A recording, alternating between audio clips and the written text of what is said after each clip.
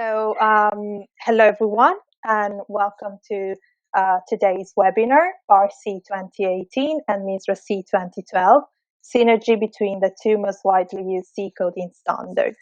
First of all, thank you everybody who has joined today. It looks like we have a great crowd and we are very pleased. My name is Lavinia Battaglia, and I am, amongst other things, the customer service representative here at BUGSENG. Let me now introduce our speaker, Roberto Bagnara. Roberto is our CTO and Chief Scientist here at BUGSENG, other than a very passionate computer science professor at the University of Parma. On top of that, Roberto is also a member of the MISRA C working group and of the International Standardization Working Group of the C programming language. Roberto has recently co-authored a paper with our dear Patricia Hill of BUGSENG and Mr. Michael Barr, co-founder of the BARR group.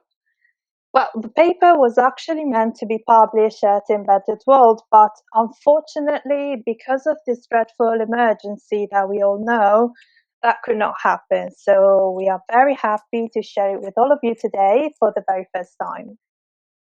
So before turning it over to Roberto, please note that you can write all of your questions in the Q&A section that you can see on the left of your screen. And we will leave 10-15 minutes at the end to try and reply to as many of you as we can. Okay, enough of me now. Roberto, I leave you the word. Okay, thanks Lavinia for the nice introduction. So as Lavinia said, this presentation is based on a joint paper written with Michael Barr and Patricia Hill, and you will receive it in the post-webinar mailing.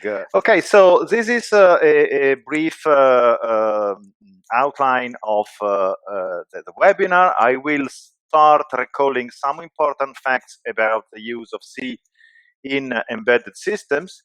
I will then introduce BARR-C 2018 in general, and I will focus on two parts of it, the so-called language subsetting guidelines and the stylistic guidelines. Then I will move to explaining why it makes a lot of sense to adopt BARR-C and MISRA C together or one after the other, and then I will draw some conclusion. Okay, let's start with the use of C in embedded system. The fact that C is the most used language overall, and in particular in embedded systems, is a fact that is driven by very strong economic reasons. So we have a seminar exactly on this on April 16th. So if you are interested, you make sure you join that seminar. The use of C unrestricted has also very serious problems. So first of all, the language is not fully defined. Many of you will have heard about undefined behavior and how dangerous it is.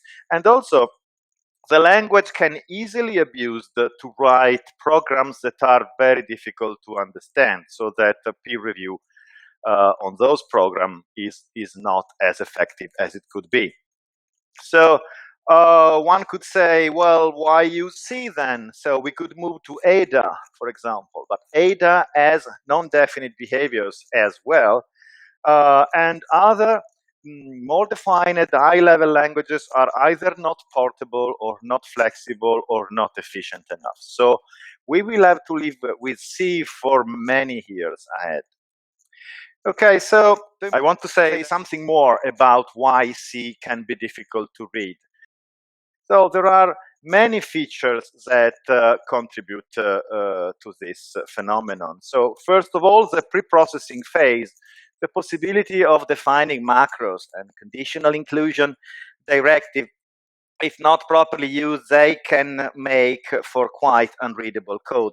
There is also a generous offer of predefined built-in operators, and most programmers do not know the precedence and associativity rules that are governing the syntax of these operators.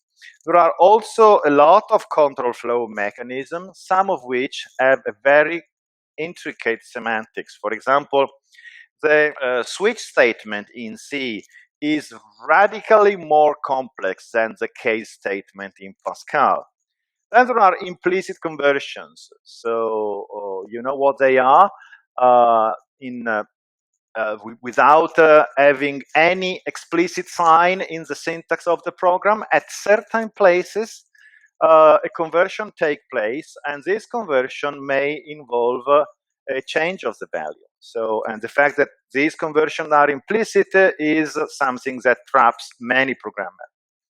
And just to add another thing to the list, there are also comments. So there are two comment markers, slash star, star slash, and double slash comments, which have a quite intricate relationship with one another and with line splicing, that is the possibility of joining subsequent physical lines by using a backslash at the end of the line.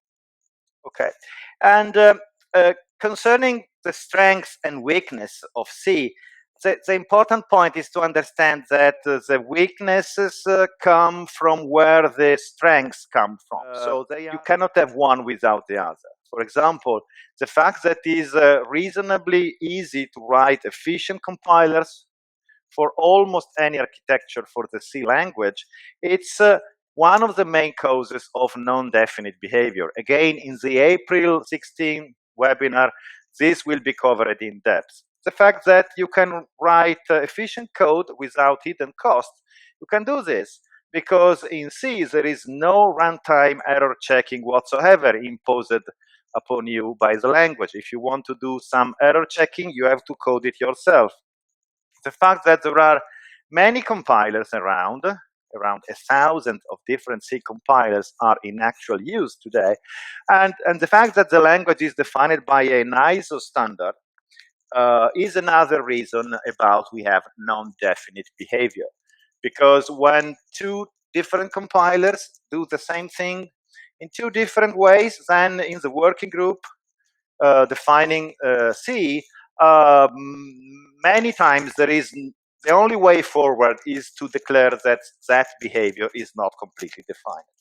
The fact that it is easy to access the hardware is the same reason why it is so easy to corrupt the program state. For example, you can overwrite the stack.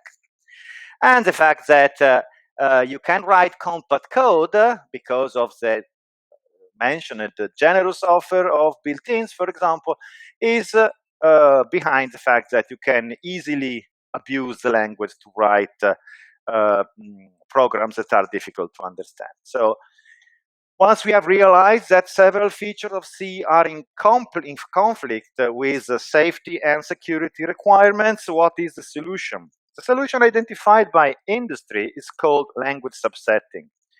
Language subsetting means that you do not program safety-related application in unconstrained C. You program them in a subset where the chances of making mistake is highly reduced. Okay, language subsetting is either recommended or mandated by the most important functional safety standards. And today, the most authoritative language subset for the C programming language is MISRA C. So MISRA C defines a language subset, but MISRA C also recommends the use of consistent style guidelines to facilitate code readability and understandability. Take this in mind because we will use it in a second. It's now time for the first poll. So are you familiar with MISRA C? Lavinia will now run the poll and check the results. Yes, so we had a good 48% that knows it and used it in the past. A good 30% is using it right now, and tiniest 21% heard of it, but nothing more than that. Okay, so for those who want to know more about MISRA C and in particular on what is its relationship with the safety, with the functional safety standards, and for the very reason of existence of many of its rules, so please make sure to register to our April 16th webinar. Here is the link, but all the links will be sent to you by email, so do not rush to write it down. Okay, let's now move to BARR-C 2018. Let's start from the beginning. So for safety and security related project, MISRA C is the most sensible choice you can make. Okay, but what about other projects? By other projects, I mean either projects that are not safety or security related, or projects whose safety and security requirements have not yet been emerged. They have not yet emerged. They have not been recognized or properly addressed. And these are the vast majority of embedded projects. So the idea is that they should not be left, so to speak, out in the cold. Notice that it's very common for us at BUGSENG to talk to companies that didn't have any safety requirements for certain projects, and now they have safety requirements. They need help in order to comply with them. So the BARR-C coding standard has been designed to fill this gap. Okay. So here is a picture that explains a little bit the history of MISRA and of the BARR guidelines. So let's start from the left-hand side. In the beginning, we had Ford and Rover, who were working at their own in-house coding standards for C. And they joined forces under the umbrella of the MISRA project to create MISRA C 1998. It's the first version of MISRA C, who influenced all the other coding standards that were published after it. So MISRA C evolved into MISRA C 2004 and then 2012. And then last year, we published MISRA C 2012 revision 1. And MISRA C also had a clear influence on MISRA C++ 2008. Notice that we will have soon a webinar about the past, present, and future of MISRA C++. So make sure you register if you are interested in it. And concerning BARR-C, the origin is the so-called Netrino embedded C coding standard written by Michael Barr in 2009. When BARR Group was founded in 2013, this coding standard was renamed BARR-C 2013, and now we are at BARR-C 2018. As you can see, there is an arrow going from MISRA C 2012 to BARR-C 2018.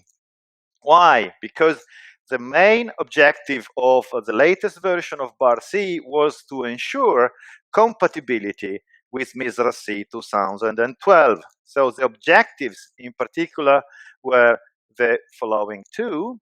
So the BARR guidelines that define a subset of the C programming language should never be more restrictive than the MISRA C guidelines. And the guidelines in BARR-C that are stylistic, that are purely stylistic in nature, should be compatible with the MISRA C guidelines. Okay. So I have used the word guideline several times. What is that? So in MISRA C 2012, the guidelines are classified as either being a directive or a rule. This distinction is not present in the book about BARR-C 2018, but writing the paper and this presentation, we decided to adopt the same distinction also for the BARR-C guidelines.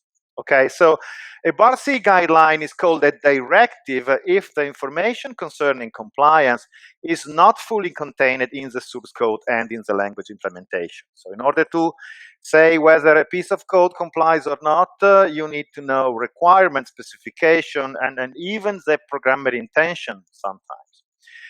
In contrast, if you call a guideline a rule, it means that the information about compliance is fully contained in the source code and in the language implementation. So in the way that your implementation of the C language realizes all the implementation defined aspects of the language. guidelines in BARR-C were selected according to their ability to minimize defects. So this is a quote from BARR-C 2018, when there was an alternative between one guideline and another. The one with more important impact on avoiding bugs was chosen. Okay, so now it's time for the second poll. The question is, how many of you have a previous knowledge of BARR-C? Lavinia. Right, that's surprising. A good 50% actually said they never heard of it. 38% heard of it, but nothing more than that.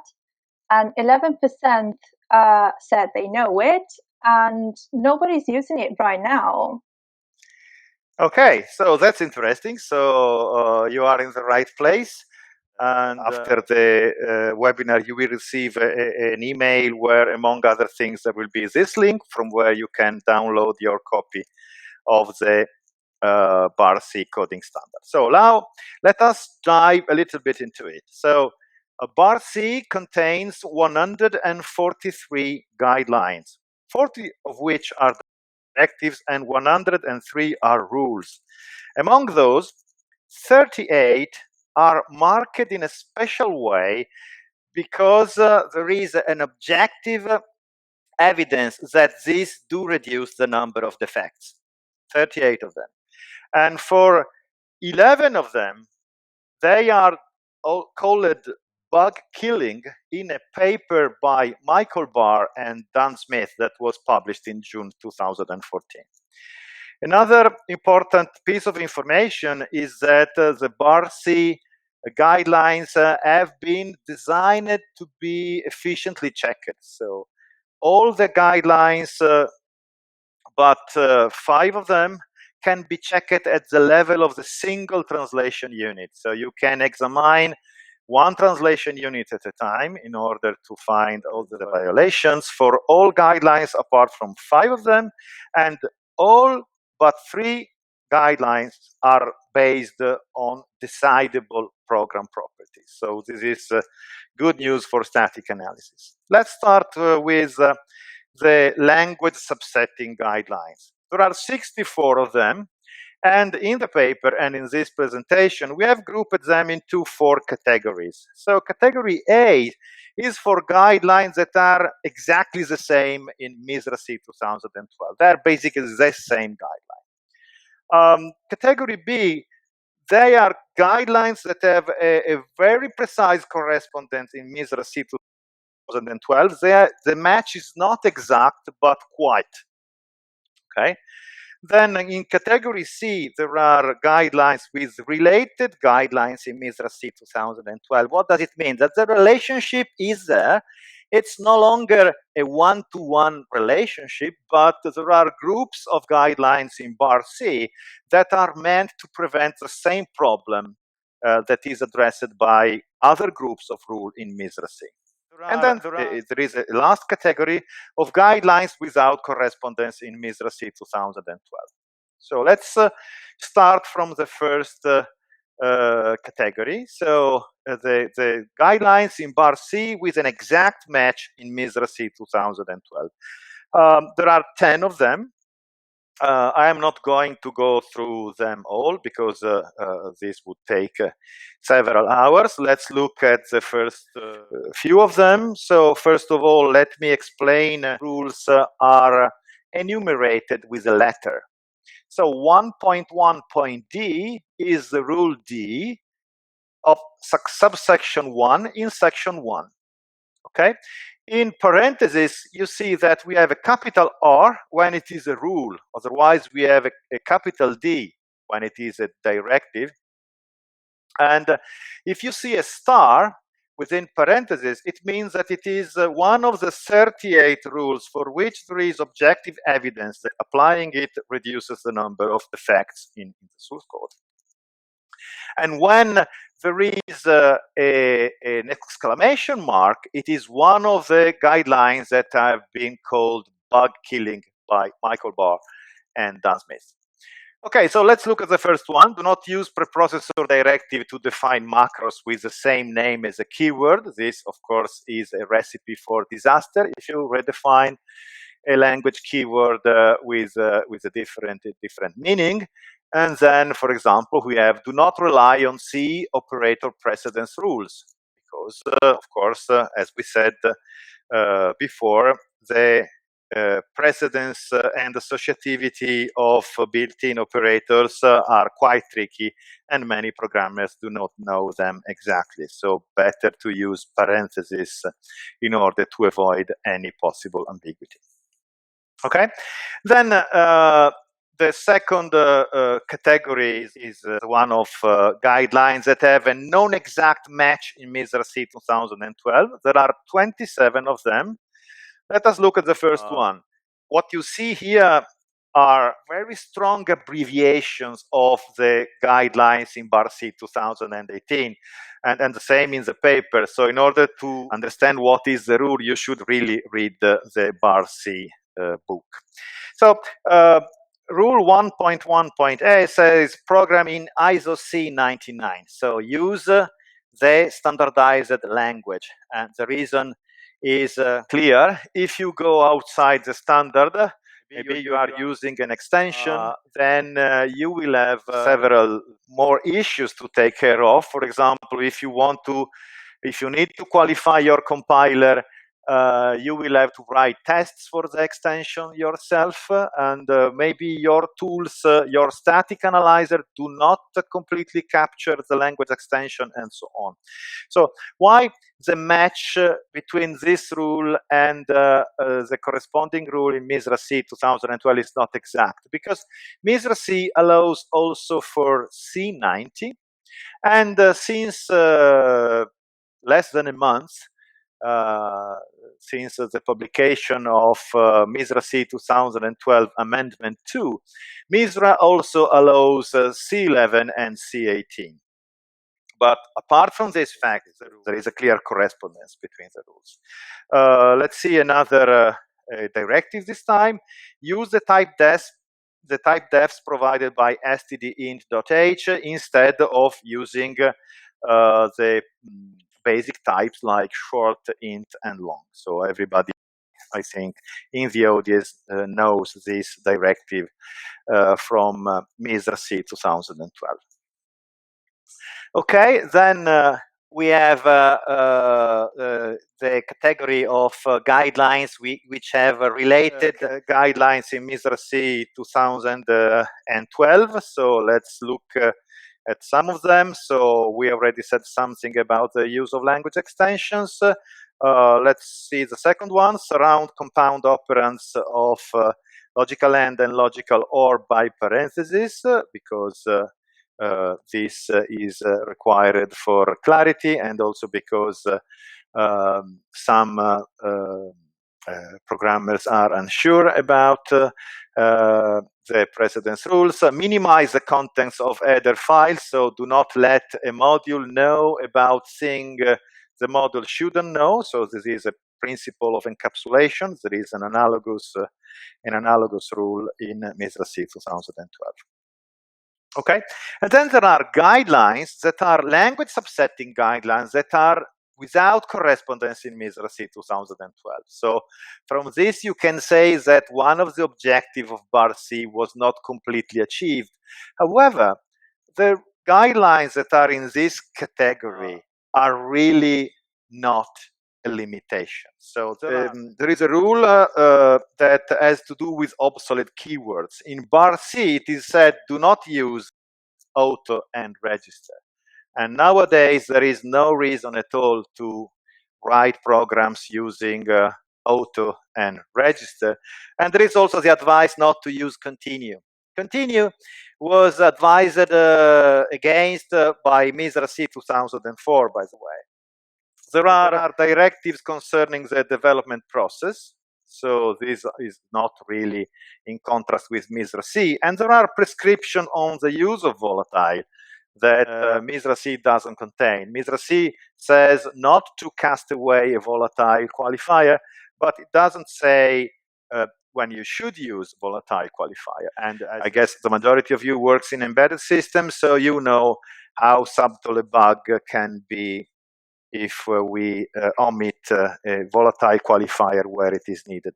And then there are a handful of other rules. For example, 7.2.d, it says whenever you have a pointer and you don't have an initializer for it, don't leave it uninitialized. Initialize it with null. Okay. 8.4.a, magic numbers shall not be used in the initial value or in the endpoint test of loops.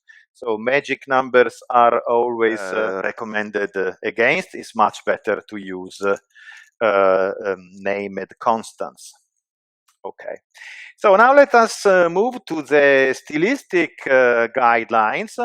There are 79 guidelines that are purely stylistics in BARR-C 2018, and they have been divided in the paper in 8 categories. So category A, guidance on line width. So basically limiting the line width of source code and how to decide where to break a line. Then horizontal spacing guidance. So this involves guidance about blanks, tabs, alignment, and indentation. Vertical spacing guidance about new lines and control characters. Then there is a category of mixed code layout guidance. Then there is naming guidance, how to choose the names for modules, files, types, functions, and variables. Category F, language guidance about the use of English in your code. Category G, comment guidance, where to put comments, what to write into comments.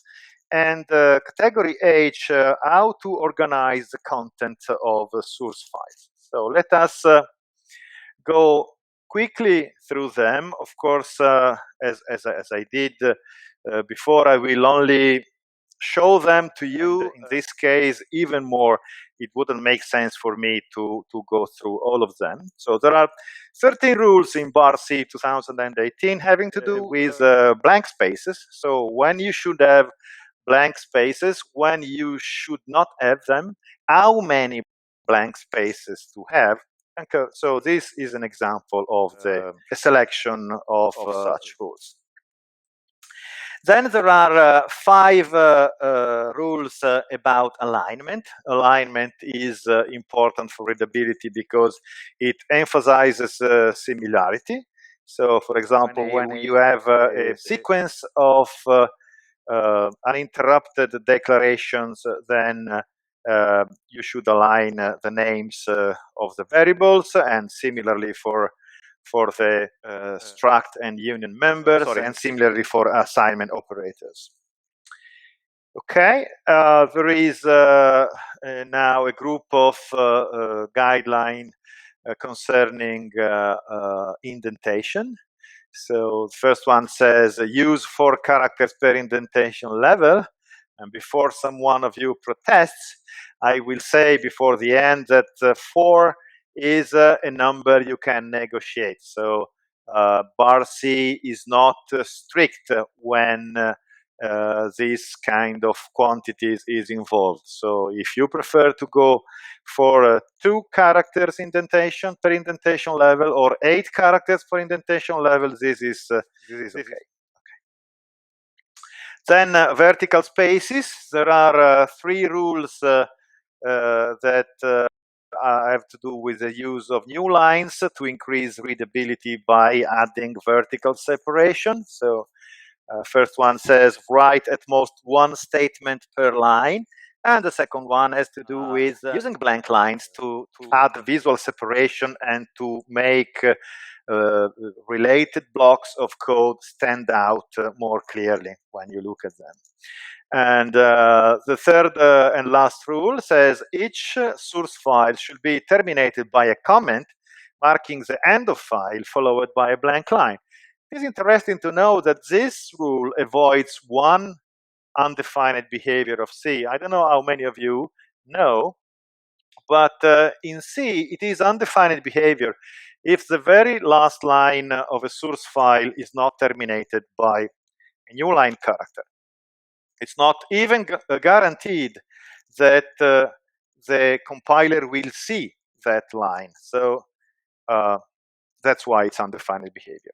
And there are 3 other guidelines having to do other ASCII control characters. Basically, you shouldn't use the pair carriage return line feed. You should just use line feed to terminate lines. You can use the form feed character to force a page break in printouts. And you shouldn't use any other control character besides those that have been mentioned. As I said, there is a category of mixed code layout guidelines. For example, 1.3.b says where to put the left brace and the corresponding right brace. They should be alone in a line, and they should be aligned, of course. Okay. Then let's move to the naming guidance. First thing, in BARR-C, there is this notion of module that is defined. A module is a logical entity which has a name, and the name of modules are the subject of guidelines in this section. And a module is implemented in one header file and one source file, basically. Okay, so module name should consist entirely of lowercase letters, numbers, underscore. As you can see from this and from other naming guidelines, BARR-C recommends against the use of camel case. It recommends the use of underscore to separate the various parts in an identifier. Okay, type naming. So the types you define in your program should be named as the type defs in stdin.h are named. So with an underscore t suffix, and for the rest, the name should consist of lowercase characters and internal underscore, and so on. So there is guidance about how to name types, then guidance about how to name functions. So as you can see, things are done in such a way that you can recognize a function name from the fact that the name is all lowercase. This will stand out from macro names whose names should not contain any lowercase character, and so on. Okay. And other guidelines have to do with the choice of names about particular functions. For example, if a function encapsulates a thread or a task or a process or an interrupt service routine, then the name should have a suffix that indicates this purpose. Okay. Then there is quite detailed guidance about variable naming. You can see from some of these rules that properly checking compliance with respect to the naming guidance requires some linguistic features in the static analysis tool. So a dictionary is required, and also per project names and acronyms can be defined in order to have a very precise checking by static analysis of this variable naming. About abbreviation and acronyms, there are 2 directives, one that says to only use widely understood abbreviation and acronyms, and another one saying that despite this, you should maintain a project-specific table of abbreviation and acronyms to make extra sure that no one is misled by an abbreviation or an acronym he or she doesn't properly understand. Then there is comment guidance, basically saying where you should write a document and then what you should put into comments. The first one is more interesting than it seems. it says, comment each cast describing how the code ensures proper behavior. So the idea is that for those casts where preservation of the value is not guaranteed, because wrapping may take place, because a loss of precision may take place, because a loss of the sign may take place, then you have to write a comment explaining either that the bad thing cannot happen, or that it can happen and it is not a problem for the proper functioning of the program. Then source file contents guidelines. So there are many ways to organize the source code. For example, MISRA C has a guideline saying that all the inclusions should go at the beginning. BARR-C is more precise. Let's have a look to rule 4.3.b. It prescribes a precise ordering in which you should group the entities in your source file. So first there should be a common block, then they include statements, then the definitions for data type, constants, and macros, then static data declaration, then private function prototypes, then public function bodies, and then private function bodies. This is a sort of disciplines that is important to maximize the efficiency of peer review activities. Okay. So let us now move to the section of the webinar having to do with adopting one or two or both of these coding standards. Well, given that they are substantially compatible, they can be applied at the same time. And applying them at the same time is actually a good idea. This is what we call parallel adoption.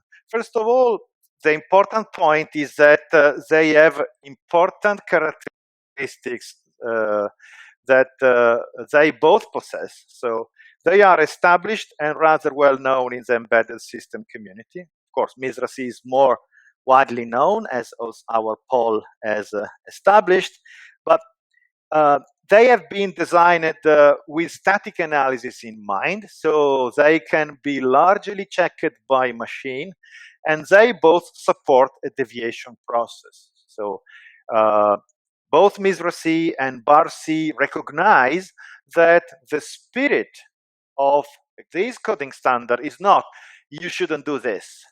The spirit is, look, this is either dangerous or misleading or both. Are you sure that it is needed? Are you sure that it is safe? And are you sure you can explain quickly to your colleague that it is both needed and safe? Okay.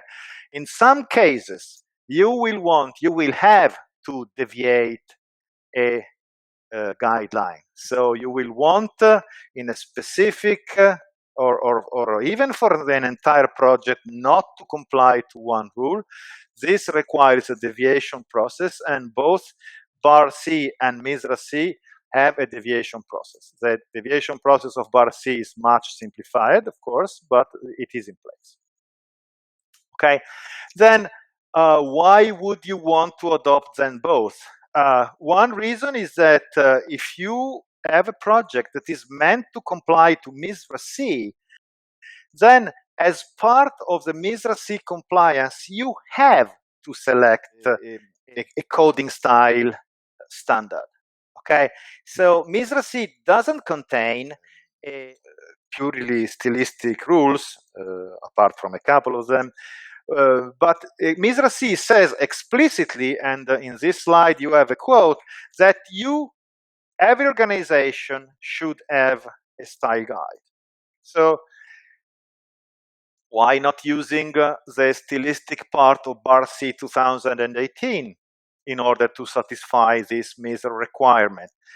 As you all know, stylistic things have the potential of generating friction within any team. It's possible to start a big fight on the number of characters, of blank spaces to be used per indent level. However, using BARR-C 2018 its stylistic guidance has several advantages. First, BARR-C 2018 exists, and being in existence is an important thing.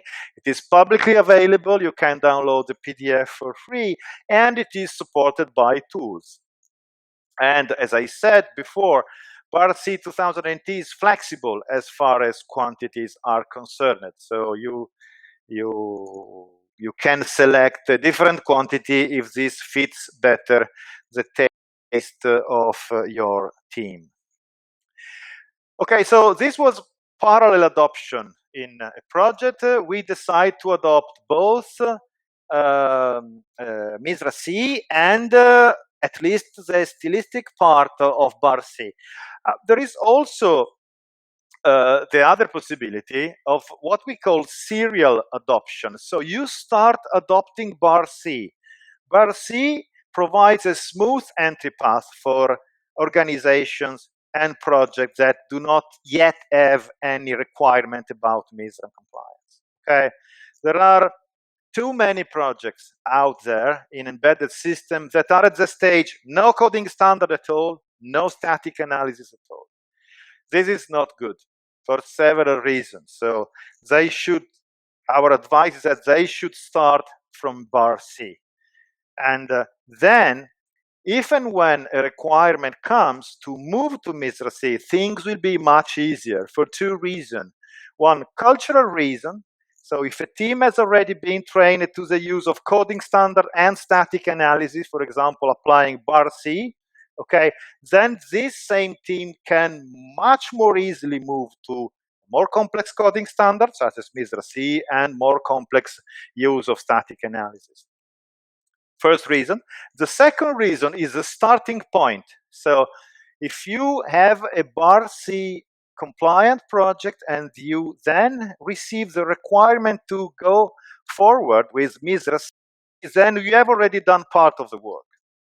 Okay, by the fact that you have complied with BARR-C, you have also made the project partly compliant with several guidelines. Here is a picture which gives you an idea about the relative sizes of things. So the bigger circle is are the language subsetting guidelines in MISRA C 2012. Okay, there are 167 of them. The remaining MISRA C guidelines are process guidelines. They are here, this small circle with just 6 guidelines into it. So the circle which is labeled with 64, this is the language subsetting subset of BARR-C. We have 10 lines that are exactly the same as the C guidelines, 7 that are almost the same. For the majority of projects, they are the same. Okay, and 10 guidelines that are tightly related. So notice that this picture is based on the guidelines. So it doesn't take into account that by complying to the BARR-C 2018 guidelines that are in this gray area, you are also doing work that will help you complying to the rest of MISRA C. Okay, and 79, there's a circle, the yellow circle with 79 guidelines into it, is a stylistic subset of BARR-C. Okay, so what do we do at BUGSENG? We do several things. One of the things we do, we develop a static analyzer which is called ECLAIR, and next week we will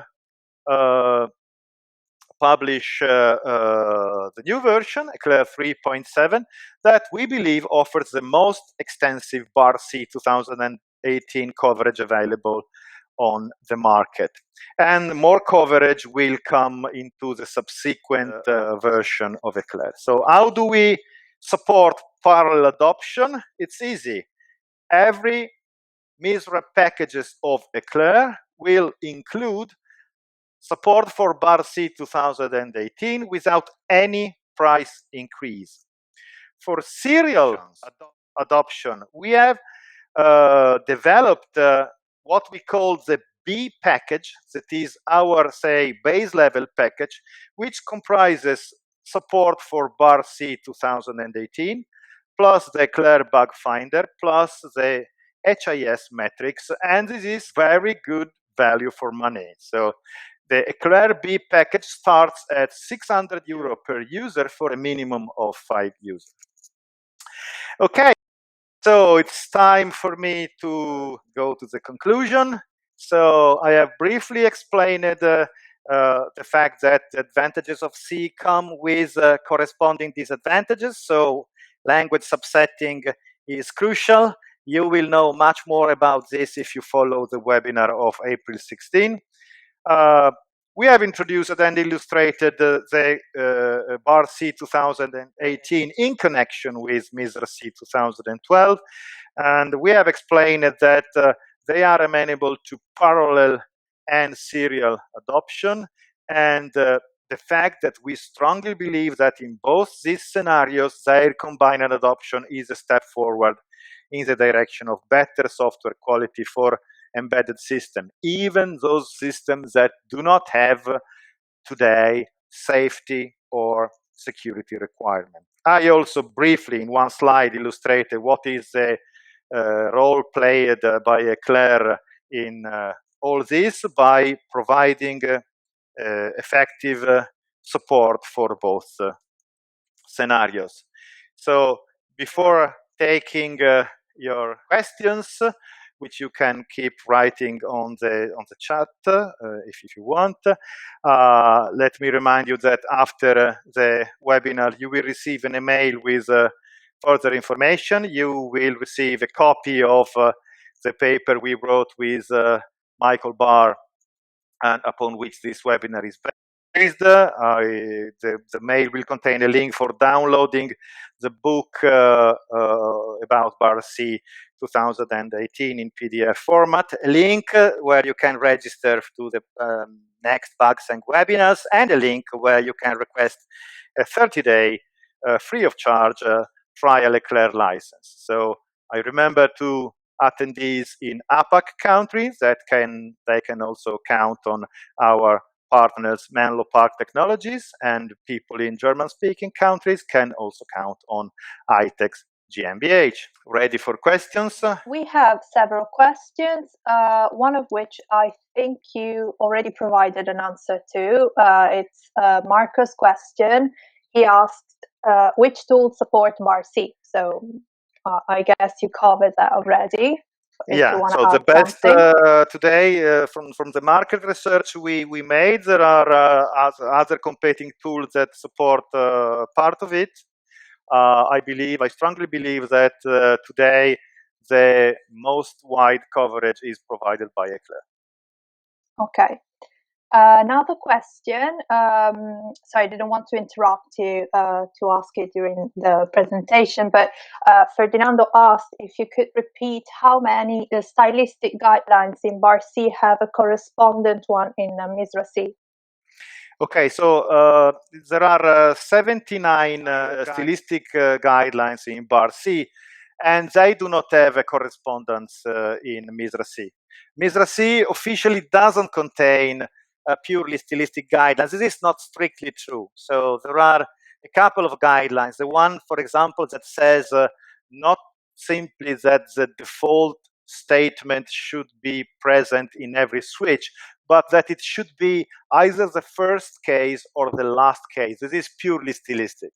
Okay? But basically, in MISRA C, is not the place to look at for stylistic guidance. MISRA C says you should adopt and systematically enforce stylistic guidelines, but it is up to the individual organization to choose the guidelines. And our proposal is to embrace BARR-C 2018. So at least it's a stylistic part.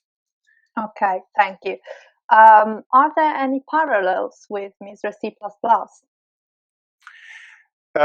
Yes, there are many of the MISRA C++ guidelines and MISRA C 2012 guidelines have the same origin, which is basically MISRA C 2004. So yes, however, as you will learn in one of the next seminars, MISRA C++ is undergoing an important revision phase. It is being merged with AUTOSAR C++ 2014, so things are changing quite rapidly in this. So if you want to know more about this, make sure you register to the webinar about MISRA C++, which has been prepared together with Chris Tapp, who is the chairman of the MISRA C++ working group.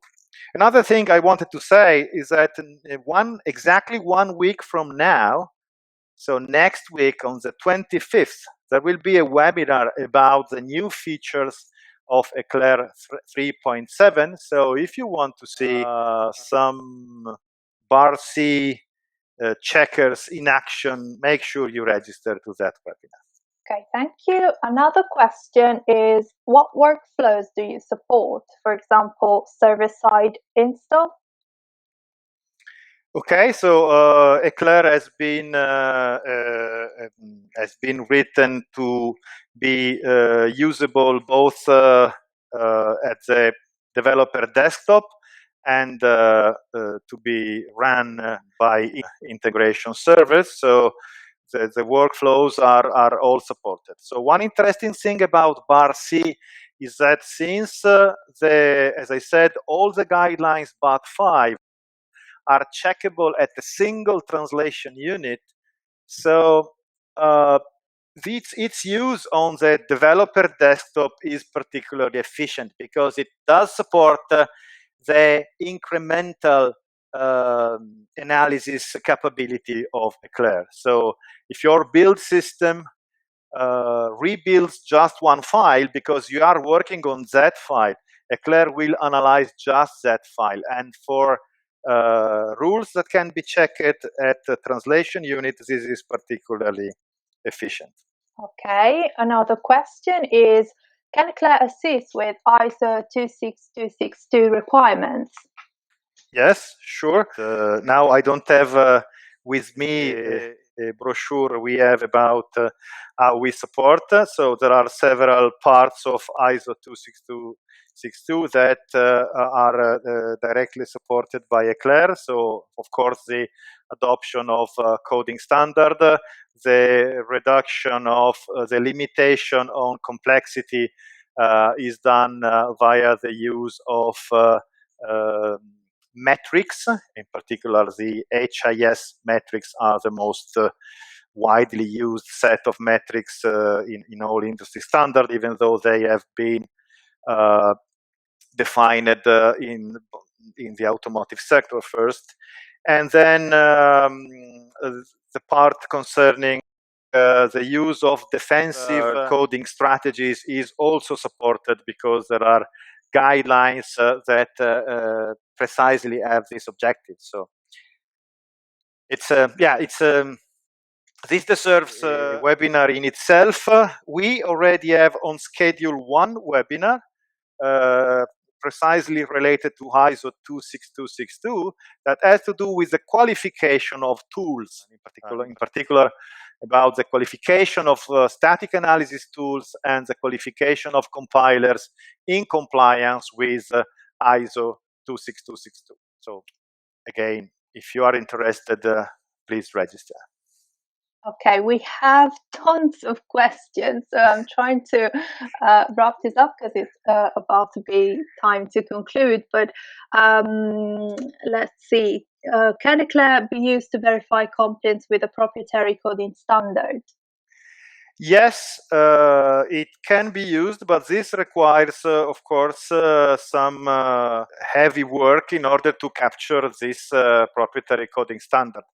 You see, this is a little bit counterintuitive. So we have been providing custom checkers for organization coding standard to several customers. Okay, so this has been a resource for us because this work, of course, is work we do charging. Okay, and however, this is maybe not in our best interest. So I'm not saying that we will no longer do this kind of work, but as I said, for stylistic guidance, it's much better to stick to a coding standard that exists. For example, as I explained it today, the stylistic part of BARR-C 2018. So it's true that some people may disagree with some of the stylistic guidance. However, if you think about the alternative, what is the alternative? You adopt a coding style that either you don't have the tool to check it, okay, or the tool to check it costed you a lot of money because it had to be made precisely for you, and then nobody else uses it, so your tool will not be well tested and so on. So I repeat the advice, if the guidance given in BARR-C 2018, the stylistic guidance makes sense, it may not be the first choice for someone in the audience, but the fact that it exists, the fact that it's supported, the fact that you can check it automatically are reasons to choose it. I think that, Lavinia, we are out of time. I think that we can take the other questions and make sure that the post webinar mailing contain answer to those questions. So it will take maybe a couple of hours more to prepare the post mailing, but I think this is the way to go. Okay, thank you very much, Roberto, and thank you again, everybody, for joining this webinar. We look forward to see you all next time, which will be next week on Wednesday 25th. Don't miss out on this particular webinar, as we will dive into ECLAIR 3.7 exciting new feature, which Roberto will demonstrate on a real software project. As always, if you'd like further information on ECLAIR and BUGSENG services, you can visit our website and reach out to us at info@bugseng.com. Thank you for now, and I hope to see you all next time. Bye-bye. Bye-bye, everybody. Thanks for your attention.